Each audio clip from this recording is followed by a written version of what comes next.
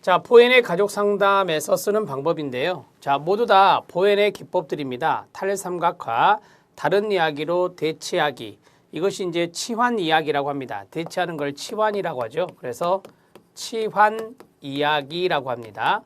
동의어, 자기 입장 지키기, 자기 입장 지키기. 여기는 이제 우리가 좀 이따 다 하나씩 볼 건데요.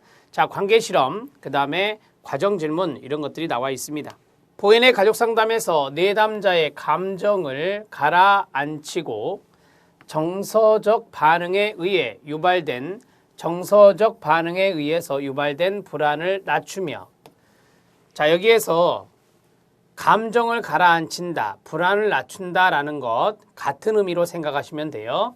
자, 불안을 감소시킨다는 것입니다.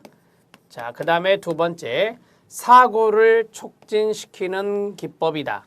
사고는 인지라고 알고 있죠? 네, 인지에 초점을 두네요.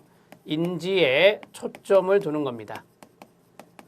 자, 이것을 사고 촉진이라고 합니다. 사고 촉진.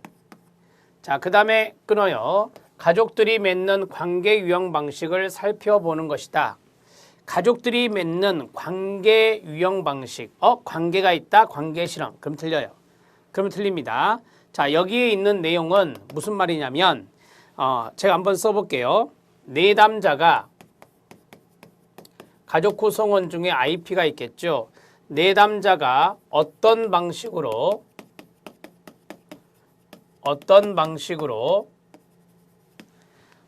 관계 유형에 관여하는지,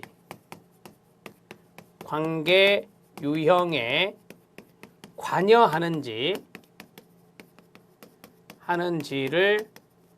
질문하는 기법이에요.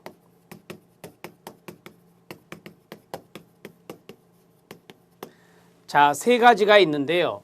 불안을 감소시키는 거 하나, 인지에 초점을 두어서 사고를 촉진시키는 거 하나, 내담자가 어떤 방식으로 관계 유형에 관여를 하는지 그것을 질문하는 기법이라 했습니다.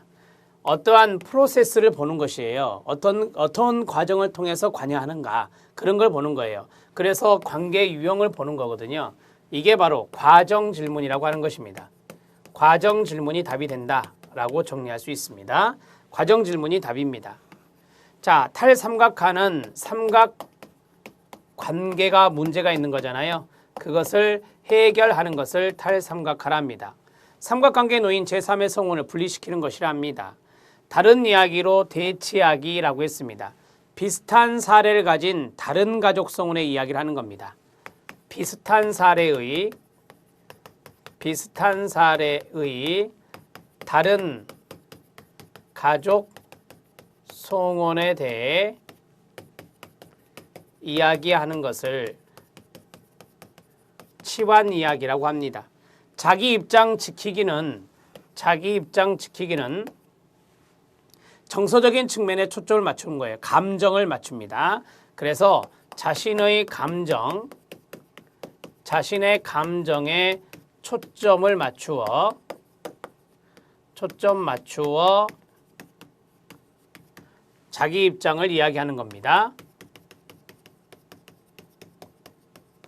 이야기하는 것입니다. 자, 관계 실험은 뭐냐? 삼각관계의 변화입니다. 삼각관계의 변화를 위해서 변화 실험을 할 수 있는 것이 바로 관계 실험이라고 합니다. 자, 76번의 나머지 것들 여러분들이 해설 잘 참고해 주시고요. 답은 5번이 답이 됩니다. 76번 문제 해결했습니다. 77번 문제 들어갑니다.